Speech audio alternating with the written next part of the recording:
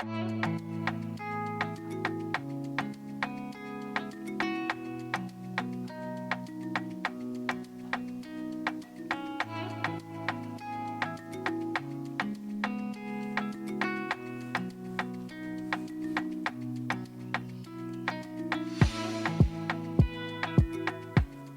my friends, and welcome back to my channel. I'm Patty. I go by Pattymac Makes everywhere online. In today's video, I'm going to talk with you about this beautiful project that you see behind me right here on the display wall. I'm calling this my Pungo Strawberry, and you might be like, what in the world is a pungo? I'm really glad you asked. Pungo is a region of Virginia Beach. It is the southern part of our city, and it is the agricultural zone, and we are blessed to have so many working family farms. And one of our really huge crops here in Virginia Beach is the strawberry. They have it where you can go pick your own, you can go purchase them in large quantities. I like to go and buy them 5-6 pounds at a time and then make them into homemade jam that I then can. I look forward to this time of year every year. It is truly my favorite time because there is nothing like a fresh from the farm strawberry. So to pay a little tribute to my favorite fruit, I decided to make actually a couple of different strawberry themed patterns. What I love about the one that you see behind me is that it's easy to scale it in size up or down. And I will be sharing with you this size and a small size in this video. I will also have a blog post that will give you more, complete written instructions on how to make it. And eventually there will be a printed pattern to go along with these things because believe me, I understand the frustration of getting all of your instructions from a blog post. I also prefer to print something when I can. I would also like to say a big thank you to Missouri Star Quilt Company. I received this fabric in my May box. If you don't know, I am in the partner program with Missouri Star, and I get to select a range of items to receive once a month, and I then unbox those items here on the channel and share them with you. I try to pick things that are a little bit different than what I would normally select, and that way we both get to try some different things. And I look for things that I think you might like to see just as much as I would like to see. And I make selections with projects in mind. While it's really fun to see fabric unboxings and enjoy beautiful, new to us prints and colors and all of that, a lot of times we're left with the idea of, well, that's really nice, but what am I going to do with it? So when I select those items for the box, I really try to have a project in mind. So not only do we get to have the fun of trying new products and prints and all kinds of things from Missouri Star, to me the biggest benefit or bonus of being in that program with them is that I get to offer you a 20% discount on your purchase. That is like amazing to me. So when I say a 20% discount, that has been the discount for March, April, and May. And I don't know what it's going to be going forward, but through the end of May 2024, it's still 20%. You purchase $50 and up, and you have to do this by going through one of my links. I will have links for you in the description. I also have them on my website. When you click through to their website using one of my links, the discount is automatically applied for you when you get through checkout, but you have to go to checkout to see the discount. Not all items are included. I have no control over that. I don't know which ones are, which ones aren't. I know for sure the Jenny box is not included. Other than that, I'm not sure. Sewing machines, they're not part of it. So there are items, and it will show up in your checkout when you get there. If it's not included, it's not going to come off on the discount. but so many things are included. It's crazy to me. Even sale items are included in this additional 20% discount. So don't sleep on the discount. It's awesome. It is an affiliate link, so I do receive compensation from Missouri Star when you use those links. But let me just tell you, I appreciate it so very much. When you make those purchases using my links, not only are you getting the benefit of basically a sale price every day, you're helping to support me and the work that I bring you here on the channel. And I appreciate it so much. Okay, let's talk about this project behind me.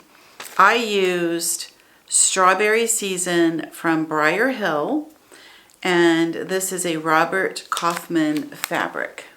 I wound up buying a package or requesting a package of 5-inch squares, which are charm packs, and I got a little bit of yardage, and I made this entire project using fabric from that collection, and it is adorable. It is so sweet. Let me give you the details on this project. The finished project measures approximately 32 by 24. When I put my quilt tops together, I like to break them into sections. It just helps my brain to put the project together. I have to break it into smaller chunks for me to be able to just kind of cope, I guess. So on this project, what I wound up doing was splitting it into two basic areas, the stem and the berry. And so I'm going to give you the fabric requirements for the stem and then the berry. Okay, so for the stem, you're going to use 2 4.5-inch blocks and 6 HST blocks. And let me back up. What we are doing is taking those charm squares, which are 5-inch squares, we're going to trim them down to 4.5 inches. The reason for this is because we use HST units or half square triangles. When you make the half square triangle, you're going to lose some of that measurement in the seam allowance. So we are going to very carefully construct HST units with 5-inch squares. You're going to have to be very on the money when you make your HST. There's no wiggle room. I always sew mine with a scant seam, and that helps me to have a little bit of something to trim so that I can have a really nice square unit when I go to construct. So the stem is going to have 6 half square triangles and 2 4.5-inch blocks. The berry is going to be constructed of 17 4.5-inch blocks and 6 half square triangles. And then you're going to need 4 4.5-inch blocks of your background fabric. And I just used the white Swiss dot, which also came in that package that I opened in May. From this one package of charm squares, I made the large, well, I should say medium wall hanging, and then I made a small wall hanging that I will go on to finish and put it up as what I call a door quilt. Let me show you that. So for this one, I wound up cutting the 5-inch squares down to 2.5-inch squares, and it worked beautifully. Now, where you're going to have an issue is when you get to your HST units, because you're not going to be able to pull a 2.5-inch HST from a 2.5-inch block or square. There's nothing left for your seam allowance. So what I wound up doing was going to what I had ordered. I think I got a yard of the backing fabric, and I just cut 3 squares from my backing fabric, paired that to the background fabric, and that gave me what I needed for the 6 HSTs, because your berry is going to need 6 HST units. The HST units up here, I just went ahead and did those with 5-inch squares. So you did have some fabric you were losing. If you didn't want to do that, you could pull something from stash. But I just wanted to get everything I could get out of that one package of fabric and what I had. This, as I was saying, this is called Strawberry Season, and I love it. Usually when I work, I go for like really very bright, oversaturated colors. Like I'm a fanatic for anything Ruby Star. So this was a little out of my comfort zone because it's a much softer color palette. Even the one behind me, that's where most of the reds and pinks went. So my little mini is a lot of blues and greens. But I still think it's darling, and it totally reads as a strawberry. This is basically like one giant quilt block is what it is. And I made it with 35 individual blocks. And it's constructed with 5 across and 7 down.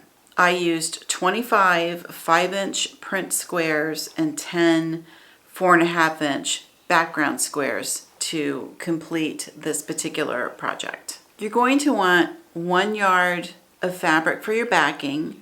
You're going to want about 1/2 yard to do your binding. And then you're going to need about 1 yard of batting and of course your thread. I have like a scrap bag where I put all my offcuts from my larger quilts, and I was able to pull what I needed to finish this project from that scrap bag of batting. So you might have some leftovers for batting that you can use. Let's move in closer and take a more thorough look at the project. I have my strawberry quilt hanging the way that I hang all of my quilts I display, and I will link to the video in the description if you haven't seen that before. It's very simple, and I'll show you exactly how to do it. And I love hanging my quilts here where I can see them. They welcome me as I come in, and it's a fun way for me to show them and share them with you.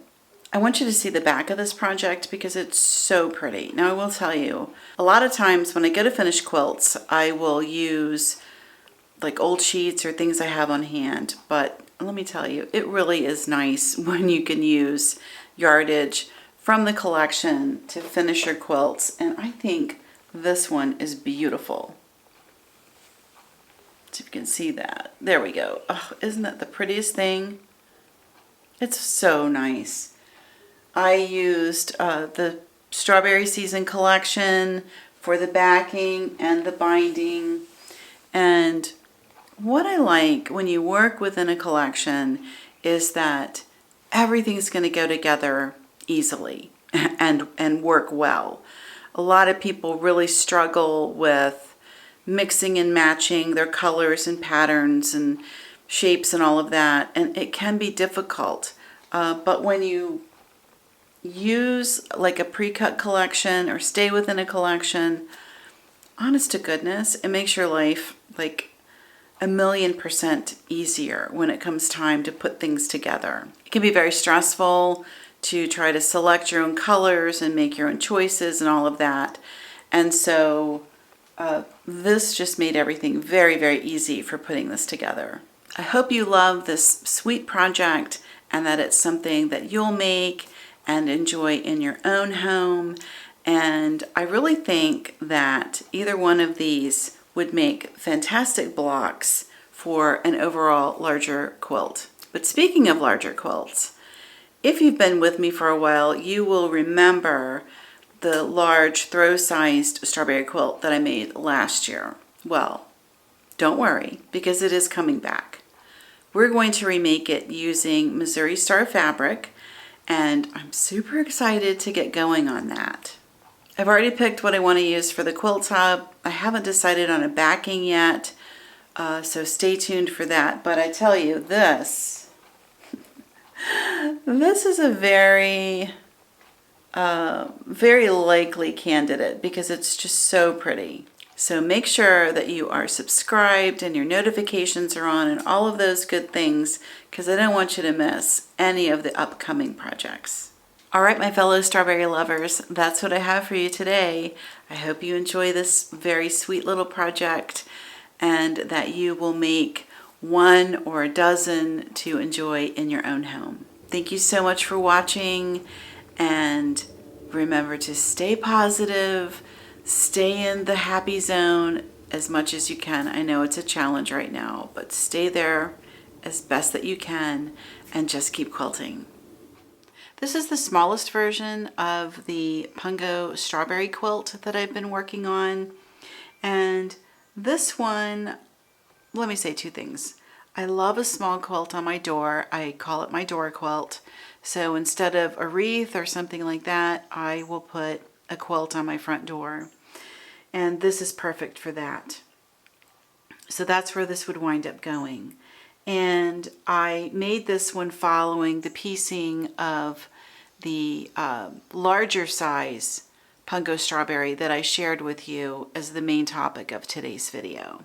So here's what I will say about this project is I did wind up having to cut 3.5 inch squares from the backing fabric, which is this pink, and that is because I needed the half square triangles that are the corners of your berry. And so you might initially think to yourself, and I did too, oh, I could just make all of this using the mini charms or the 2.5 inch square packs. And you can't, because you can do part of it. You can't do all of it because there are several half square triangles in this pattern. And you can't pull a 2.5 inch half square triangle by pairing 2.5 inch squares. It's just not going to work. You're going to lose too much in your seam allowance for that to work. So you're going to need something a little larger. And these, I just used those 5 inch squares and then cut them back. These were the 5 inch squares that I paired with the background fabric, which is the same background fabric, which is a tone-on-tone white polka dot. So if you make the small one, now let me also say, this is a great scrap project. And the first one that I made for myself last year was truly a scrappy project. I just pulled things out of my scrap bin and made it.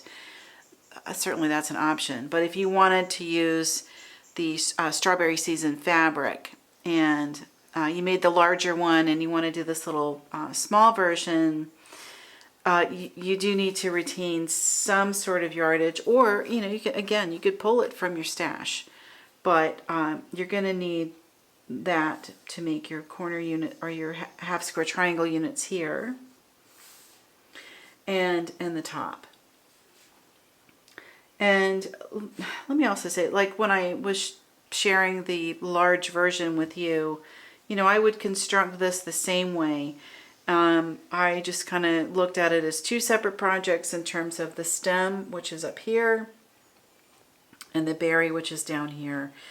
And as I have told you so many times, I like to work in smaller units.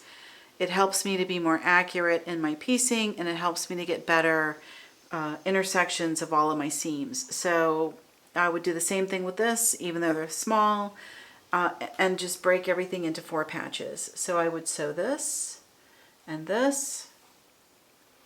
these two, and then put those 3 together. And then that would complete my stem. And then in here, same type of thing. I would do this is a 4 patch, this is a 4 patch, these 2 together, and then put them all together.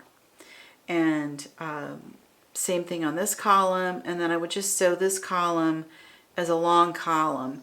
And then you have several seams to match here, but if you've done a good job on this part, it'll go together well.